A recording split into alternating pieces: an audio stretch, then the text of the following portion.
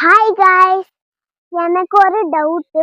இவ்வளோ பெரிய நெல்லிக்காய் மரம் வந்துச்சு, ஒன்றுமே காய் காய்க்கல. யான்னு எங்கள் தாத்தா கிட்ட கேட்டேன் காய்ஸ். ஏன்னா இந்த காய் காய்க்கிறது 2 மரம் இருந்தாதான் காய்ஸ் காய் காய்க்குமா. இன்னைக்கு வாங்குறவங்கெல்லாம் 2 மரமா வாங்குங்க காய்ஸ். ஓகே காய்ஸ், லைக் பண்ணுங்க, ஷேர் பண்ணுங்க, கமெண்ட் பண்ணுங்க. Okay, bye guys.